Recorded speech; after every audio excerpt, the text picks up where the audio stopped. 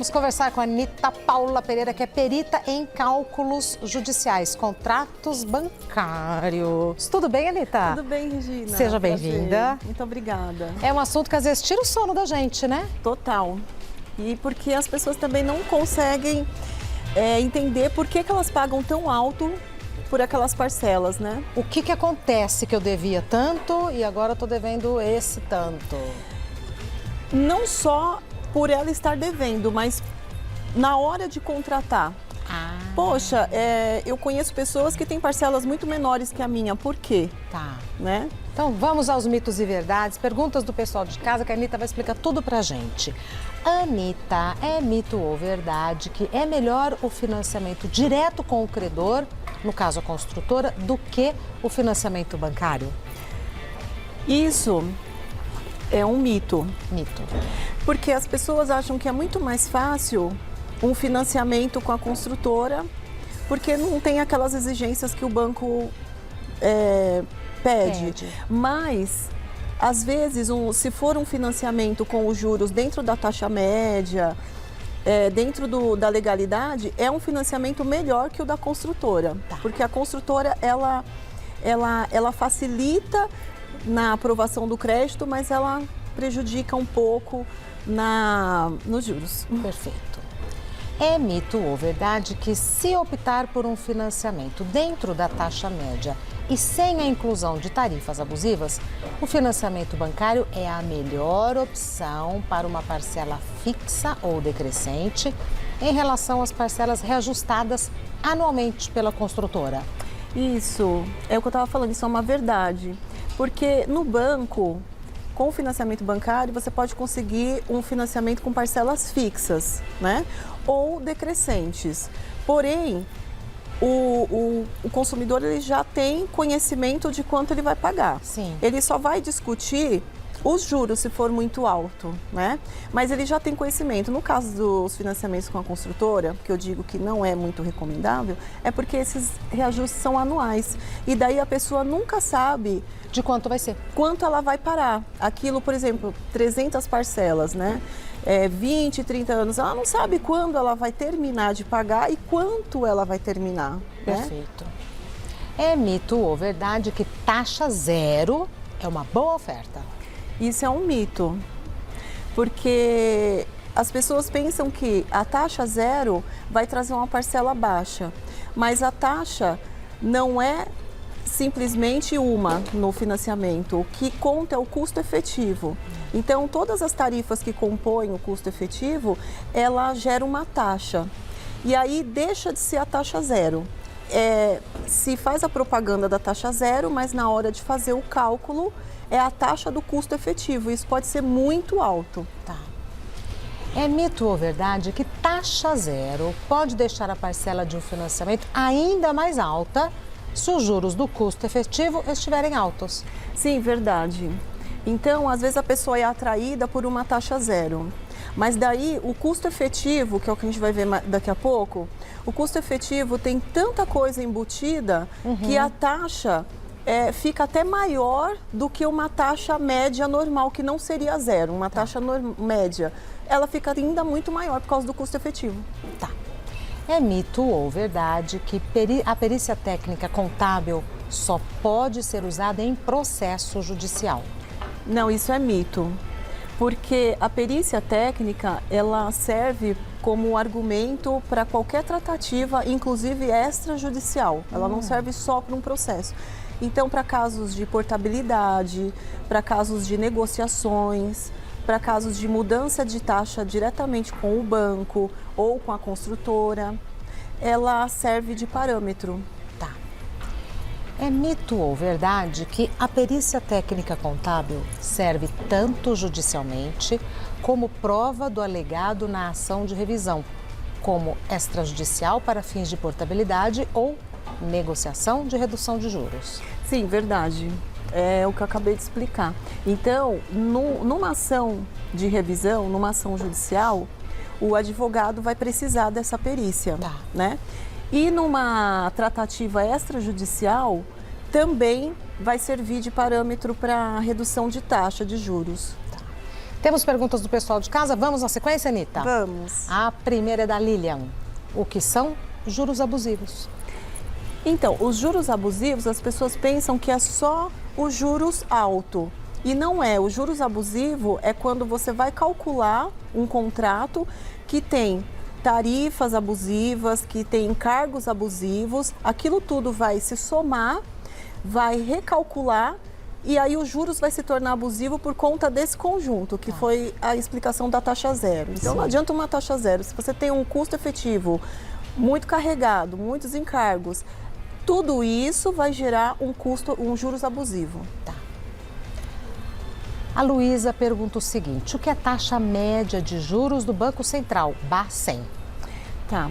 A taxa média do Banco Central, Bacen é o Banco Central. Ele emite relatórios de taxas praticadas no mercado. Então, existem alguns bancos, essa imagem mesmo está mostrando aí um custo efetivo de 75% numa taxa de juros de imóvel, né? Então, a taxa de imóvel média emitida pelos relatórios do Banco Central é em torno assim de máximo 8,5%, 9,5%. Então, essa taxa de 15%, você vê que ela está bem acima, né? Olha, financiamento imobiliário. Então, para outras modalidades, não. Então, o Banco Central, ele mostra para veículo, é uma média, para imóvel, é uma média, para empréstimo, é uma média, para consignado, uma média, capital de giro, uma média. Então, a gente se baseia pelo Banco Central, como que está sendo praticada as taxas de juros. Então, tem aquelas instituições financeiras que elas extrapolam, elas saem da média. Tá. Para baixo nunca, né, Anitta? Não. Para baixo nunca. O Márcio, o que é venda casada? A venda casada é quando você vai fazer um financiamento e o gerente, ele diz para você, não, ok, vamos aprovar. Mas você precisa assinar um seguro de vida, um consórcio, um título de capitalização. Só que isso tudo é embutido no financiamento. Então, por isso que o custo efetivo fica altíssimo. Então, na hora de você financiar, você não financiou o que você foi para financiar, para comprar. Você vai financiar a venda casada, que é o seguro, que é o título, né? O consórcio, tudo isso vai entrar. E aí, na hora de calcular os juros, vai em cima de tudo. E a sua parcela fica muito mais alta. Tá. Você acaba adquirindo muito mais do que você queria. Você paga em cima daquilo que você não contratou. Tá. Porque está casado. Perfeito. Fábio, o que são tarifas abusivas e todas as tarifas são abusivas? Então, as tarifas abusivas são aquelas tarifas que deveria ser de custo do próprio da própria financeira. Ela que tem que arcar com aquela despesa e ela quer repassar para o consumidor. Tem algumas tarifas que não são abusivas se cobrar, mas elas se tornam abusivas pelo valor que se cobra. Entendi. Então, um exemplo, o cadastro é uma tarifa permitida, só que ela se torna abusiva porque ao invés de cobrar um valor médio, em torno de uns 250, 300 reais, não, o banco quer cobrar 1.000, 1.200, às vezes, eu já vi parcela de 10 mil reais. Parcela não, cadastro de 10 mil reais. Você tá brincando, Anitta? 10 mil reais. Baseado no quê? No valor do financiamento. Ele financiou 500 mil, financiou 1 milhão, então eu vou cobrar uma tarifa de 10 mil. Proporcional ao financiamento. E isso aí, na hora de fazer o cálculo, faz muita diferença. Sim. Então, aqui tem uma tarifa de avaliação, de registro, né? E um seguro. Esse seguro já é a venda casada. Então, essa tarifa de avaliação, ela é considerada abusiva, né? E o registro também, porque para o registro do veículo, esse no caso de veículo, não custa tudo isso para fazer o registro, então já cobra mais. Então, ela se torna abusiva por isso. Tudo entendeu? bem cobrar o registro, mas Tudo não bem. 402 reais. E a avaliação também. A avaliação ela se torna abusiva porque nunca existe uma comprovação que aquele bem foi avaliado, ele só é cobrado. Sei entendeu? bem como é. Continuando. o que é custo efetivo total. Isso, então, que a gente falou bastante aqui. O custo efetivo total é aquilo que compõe todo o custo do financiamento. Então, ele contratou 15 mil de um empréstimo. Perfeito. Mas ele está pagando o seguro da venda casada, ele está pagando a tarifa do cadastro. Isso é o que compõe o custo efetivo. Então, você pode ver aí que o custo efetivo, ele compõe o IOF, que é o imposto que é devido. Mas olha quantas tarifas e quantos serviços de terceiros e quantas coisas a pessoa teve que aderir para fazer o financiamento dela. Então, os juros dela é uma coisa e o custo efetivo é outra. Então, ela contratou. Aqui, vamos supor, ela fez o financiamento do veículo, um veículo de 40 mil.